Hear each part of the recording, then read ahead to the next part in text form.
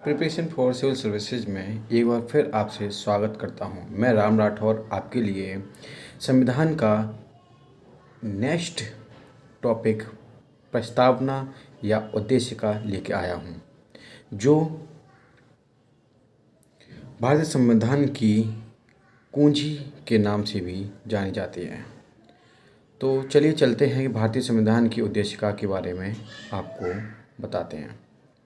नेहरू जी द्वारा प्रस्तुत उद्देश्य संकल्प में जो आदर्श प्रस्तुत किया गया, उन्हें ही संविधान की उद्देशिका में शामिल कर लिया गया है। संविधान के 42वें संशोधन 1976 द्वारा संशोधित यह उद्देशिका कुछ इस तरह है।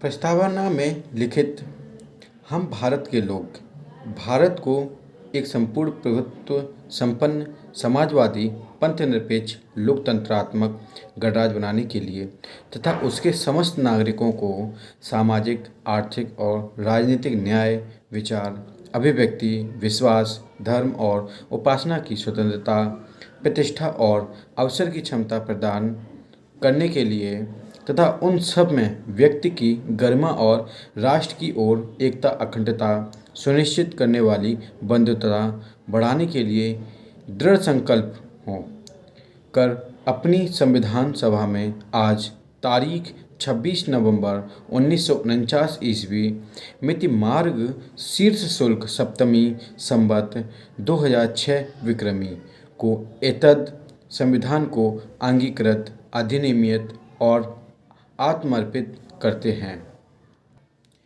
इसके साथ ही प्रस्तावना की मुख्य बातें भी हैं, जैसे नंबर 1, संविधान की प्रस्तावना को संविधान की कुंजी कहा जाता है। नंबर 2, प्रस्तावना के अनुसार संविधान के अधीन समस्त शक्तियों का केंद्र बिंदु अथवा स्रोत हम भारत के लोग ही हैं। प्रस्तावना में लिखित हम भारत के लोग इस संविधान को अंगीकृत, अधिनियमित और आत्मार्पित कर प्रस्तावना को न्यायालय में परिवर्तित नहीं किया जा सकता है। यह निर्णय यूनियन ऑफ इंडिया बनाम मदन गोपाल 1957 के निर्णय में घोषित किया गया है। नंबर 5, बेरुवाड़ी यूनियनवाद 1960 में सर्वोच्च न्यायालय ने निर्णय दिया है कि जहां संविधान की भाषा संदिग्ध हो, वहां प्रस्तावना विविध निर्वाचन में सहायता करती है। नंबर 6, बेरुवाड़ी बाद में ही सर्वोच्च न्यायालय ने प्रस्तावना को संविधान का अंग नहीं माना, इसलिए विधायिका प्रस्तावना में संशोधन नहीं कर सकती। परंतु सर्वोच्च न्यायालय के केशवानंद भारती बनाम केरल राज्यवाद 1973 में कहा गया है कि प्रस्तावना संविधान का अंग है, इसलिए विधायिका संसद जिसे कहते हैं, इसमें संशोधन कर सकती है।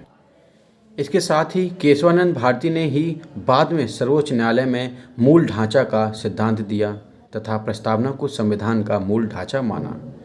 संसद संविधान के मूल ढांचे में नकारात्मक संशोधन नहीं कर सकती है।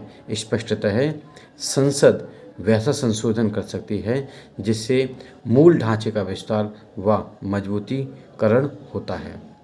42वें संविधान संशोधन अधिनियम 1976 के द्वारा इसमें समाजवाद, पंथनिरपेक्ष और राष्ट्र की अखंडता शब्द जोड़े गए।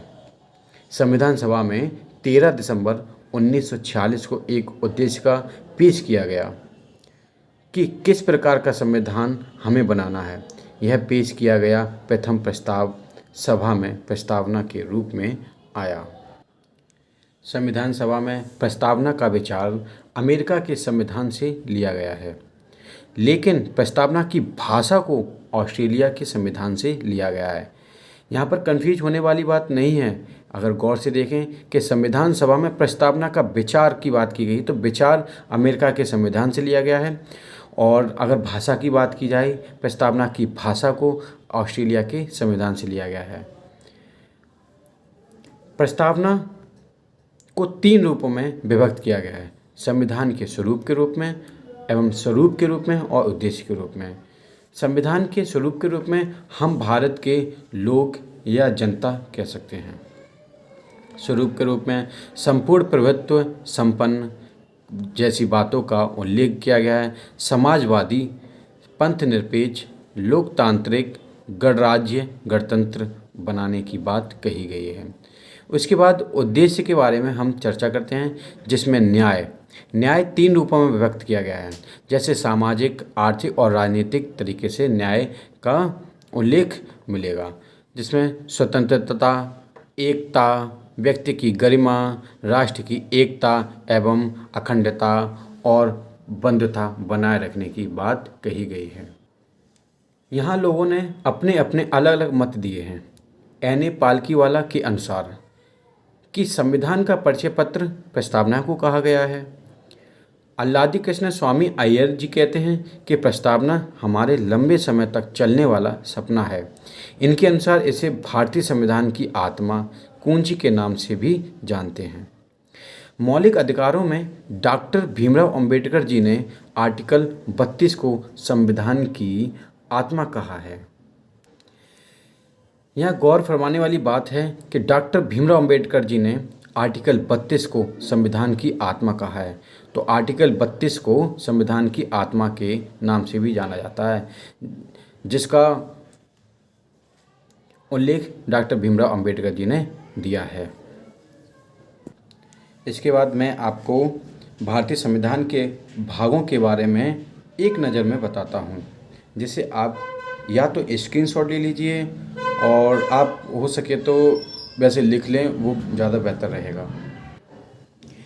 जैसा कि मैंने बताया था कि भारतीय संविधान में मूल रूप से 22 भाग हैं, तो हम सभी 22 भागों को अच्छी तरह देखते हैं। भारतीय संविधान के भाग 1 संघ और उसका राज्य क्षेत्र, जो आर्टिकल अनुच्छेद 1 से 4 तक दर्शाया गया है। भाग 2 में नागरिकता, आर्टिकल 3 से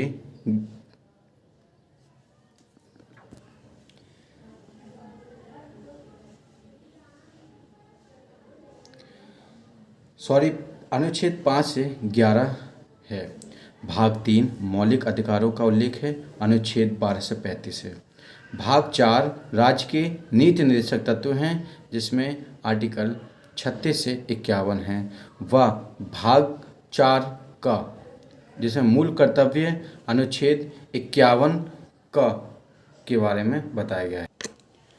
भाग 5 संघ की शासन व्यवस्था, राष्ट्रपति, उपराष्ट्रपति, मंत्रिपरिषद, सर्वोच्च न्यायालय और संसद के बारे में बताया गया, जिनका आर्टिकल 52 से 151 है। भाग 6 में राज्यों का शासन है, अनुच्छेद 152 से 237 है। भाग 7 को अधिनियम 1956 के द्वारा हटा दिया गया है।